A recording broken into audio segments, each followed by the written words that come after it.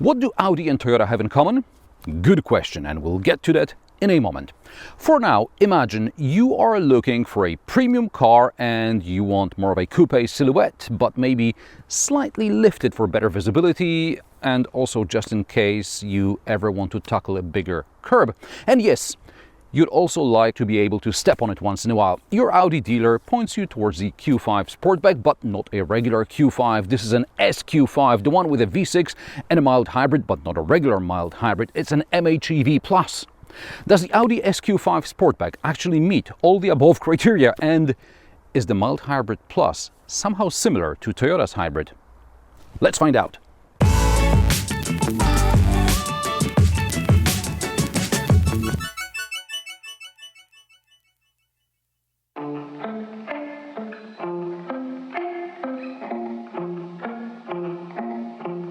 Feel like summer in Ibiza, tastes like honey when I see ya. I can't help it, I'm obsessing. Oh my God, I wanna feel ya. Watermelon, sugar sweet, now we're sitting on the beach. I can't help it, I'm obsessing. Oh my God, I wanna feel you right now. Do you feel the way that I feel now? Done, set, breeze, get closer to me now.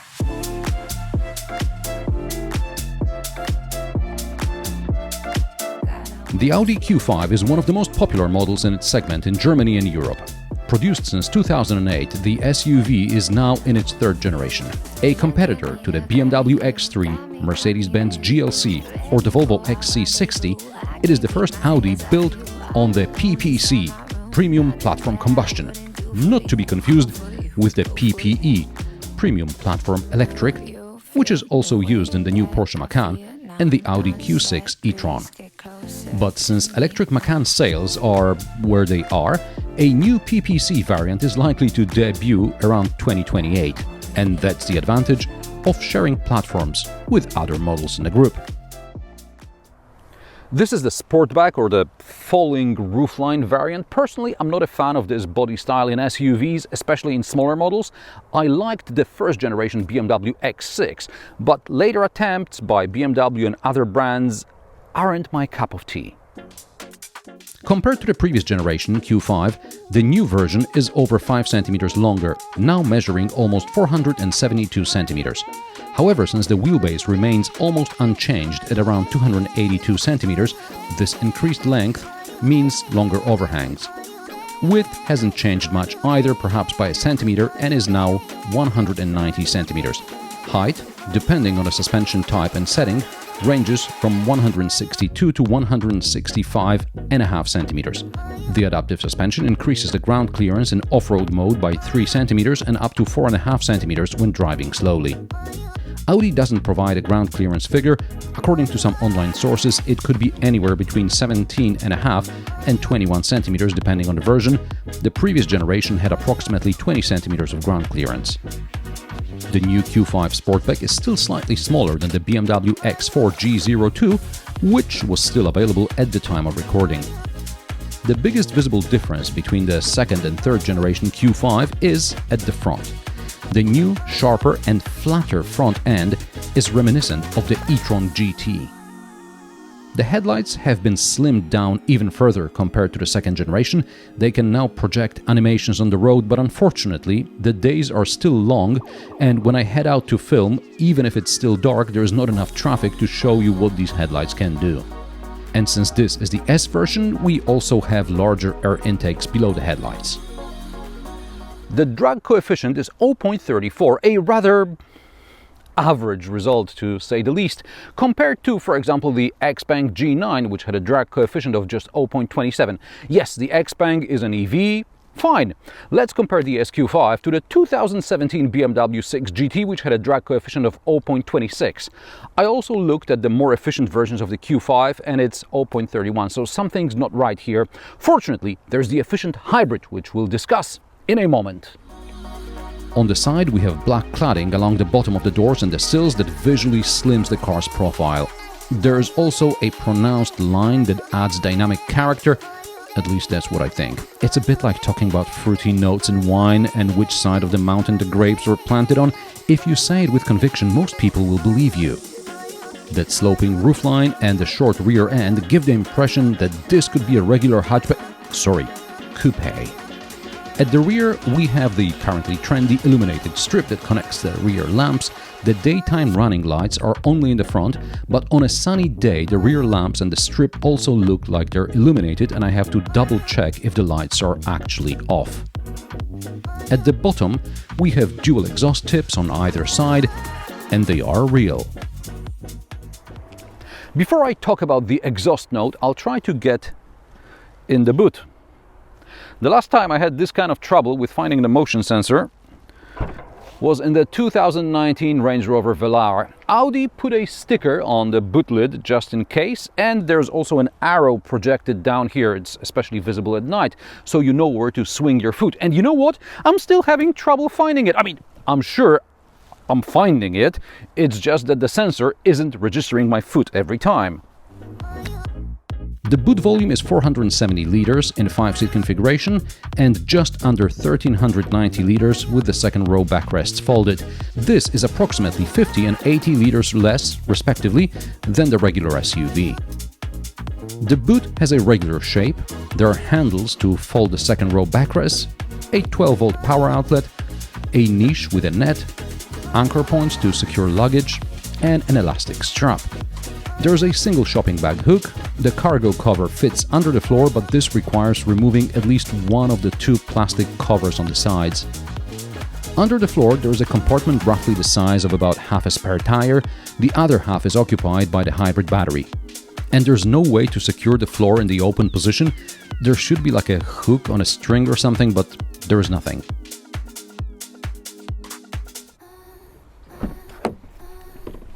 The doors cover the sills, and that's a plus. Now, I don't know how the Volkswagen Group understands that customers drive their cars in all kinds of weather, and in an SUV like this they might even sometimes drive through a deep puddle. Yet BMW doesn't acknowledge such situations. But BMW doesn't feel as claustrophobic in the back as the SQ5 Sportback. Perhaps it wouldn't be as bad in the regular SUV. Here, the legroom is similar to BMW, I guess, but the headroom clearly not as good. And also feels kind of narrowish. There are door pockets. Running through the middle is a large tunnel. Above it are air vents, third zone climate control, as well as buttons for heated seats. Higher still are USB-C ports. These output 100 watts, so you can charge your laptop while traveling. There are cup holders in the armrest. The backrest splits 40-20-40, so there can be 4 of you and you can still carry skis, just secure them properly. The backrest angle is adjustable. New Audi models built on the PPC and PPE currently feature this cockpit layout. So there is a dual curved display, it's curved towards the driver, and a third display which is part of the Tech Pro package, where the passenger can, for example, watch videos, control the media or navigation, and I suppose the driver could ask the passenger to enter a destination into navigation or search for a gas station along the way. It's safer than playing around with the display while you're driving. Speaking of looking at screens, Audi leaves little choice as far as the gauge cluster is concerned. There are trip computer settings on the left and phone, media and navigation on the right. By default, the rev counter is just a strip on the right side of the screen. In sport or individual mode, the rev counter can be displayed in the center of the screen around the driver assist features. The driver assist view is visible even in the minimalist setting when other information is hidden. While you can do little with the gauge cluster style, you have 3 or 4 clock styles to choose from. After all, time is money. Other than that, the infotainment system is okay. I'd group some of the settings differently, but it's not a deal breaker. I'm interested in Android Auto, which works fine when there is one driver and one phone. Problems start when there are 2 phones paired and you have to select which one projects Android Auto and which one is connected to Bluetooth. Perhaps this can be solved with driver profiles or when 2 drivers have separate keys and settings are assigned to the keys. I'm not big on switching between profiles. I'm fine with simple seat memory. Speaking of seat memory, there's this panel on the door here, and it features, among others, buttons for seat memory, and it's piano black. It collects fingerprints and dust. It's also located where the door handle would normally be, so the driver has to lean out further to shut the door than the passenger. I don't know how this made through the testing phase. There's also a mobile app which, to the best of my knowledge, for combustion engined cars can only tell you the vehicle and fuel status as well as lock and unlock the doors. The door pockets are okay, the cup holders are fine, the storage compartment under the armrest is adequate, the glove box is good. The best features in the cockpit are the 15-watt wireless charger and the 2 additional USB-C ports, both rated at 60 watts.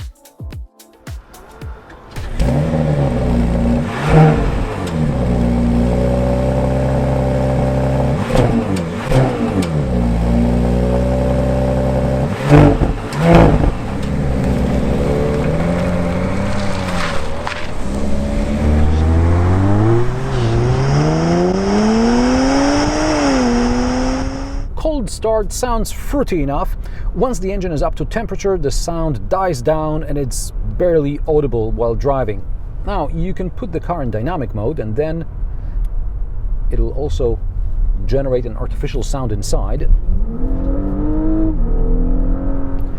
I'll talk about performance and dynamics in a moment because despite the S badging, the mild hybrid plus system used in the Q5 is much more interesting. Until now, mild hybrids have been like electric boosts, sometimes allowing for brief coasting with the engine off. But Audi's 48-volt mild hybrid plus system allows even for driving at low speeds, such as maneuvering or parking in electric mode.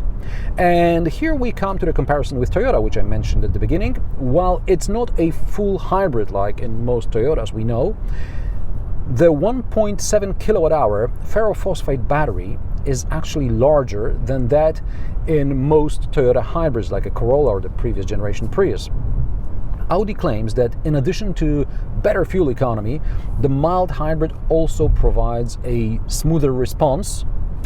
The SQ5 Sportback should consume about 8.5 liters per 100 kilometers combined, even with a 3-liter V6 producing 367 horsepower and 550 newton-meters of torque. It is achievable if you apply yourself. However, if you get carried away, you'll soon be seeing more like 10 liters per 100 kilometers.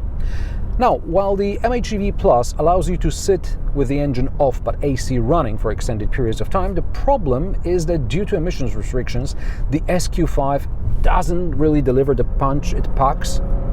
You have to jump through hoops to make it go, turn on dynamic mode, put the gearbox in sport, and then things get a little bit more interesting. Sure, you can program individual mode, for example, to have the suspension in comfort, but everything else in dynamic. But even then, it doesn't feel like there's a V6 under the bonnet. The steering and the suspension characteristics are more Mercedes than BMW, and sure, pick your poison, but when there's an S badge on an Audi, you expect a bit more. The claimed 0 to 100 km per hour time is 4.5 seconds. I achieved this exact time in dynamic mode with launch control. In normal mode, I was 0.8 of a second slower. In full dynamic mode, the gearbox shifts very violently. I assume this is just an effect to excite the driver and the passengers, not a technical requirement, but this feels closer to a BMW with an M badge. The soundproofing is very good, the suspension is comfortable even with the optional 21-inch wheels. However, visibility leaves much to be desired, and it's not about rear visibility either. For a coupe SUV, it's actually decent. It's about the visibility around the A-pillars. I have trouble seeing at intersections or when approaching pedestrian crossings. Interestingly, Anya, who's a fair bit shorter than me and therefore sits closer to the dashboard, doesn't have this problem. The driver assist features work very well as long as they're working. During the shoot, we suddenly saw a bunch of errors for everything, including adaptive suspension. Fortunately, restarting the vehicle helped. ESA can be assigned to a programmable button on the steering wheel, so it's easy to disable. On winding roads, I would also suggest disabling the lane keeping assist, as it's, in my opinion, a bit too aggressive, and I couldn't find any settings to make it less sensitive. The system, which automatically brakes when you're reversing, worked very well, flawlessly. In a mall parking lot, I was reversing from behind two SUVs and I had limited visibility, and another driver was driving way too fast for a parking lot, and if the Audi hadn't stopped automatically, we'd have a very bad crash. And of course it would have been my fault because I was moving without full visibility, but still, Audi saved the day. And now my diagonal approach test. I stop halfway up the incline, leaving wheels on the diagonal with limited traction, and then I try to get going again. The first attempt was in normal mode with the suspension in its default setting. The car gets up without a problem. For the second attempt, I turned off ESP, but the car remained in normal mode. There was a bit more slippage, but Audi still managed fine. The third attempt was in off-road mode, which automatically increases the ground clearance by 3 centimeters. From behind the wheel I felt more slippage, but in the video I can see that the rear wheels engaged quicker and with less spin than during the first attempt. Bear in mind that Audi's Quattro Ultra all-wheel drive is different from the older Quattro generations. It's no longer a permanent all-wheel drive system, but a front-wheel biased, on-demand all-wheel drive. It seems that the off-road mode either locks all-wheel drive or reacts quicker to wheel spin. Price of the Audi Q5 Sportback started €54,800, €2,500 more than the regular SUV. You can choose between a petrol and a diesel mild hybrids, as well as a petrol-based PHEV. This test car is an SQ5. With options, it costs €102,600. Audi SQ5 Sportback looks good, it's quiet and refined, but not as exciting as the S in the name would suggest. If I had to choose, I'd stick to the regular SUV, probably with a diesel or a PHEV. And how do you like the new Audi styling inside and out? Let me know in the comment section below. If you like my sarcastic, down-to-earth and possibly mildly amusing car reviews, join me every Friday at 3 p.m. Central European Time, and don't forget to subscribe and like this video, as it helps me with the YouTube algorithm. Thanks for watching, and I will see you in the next one.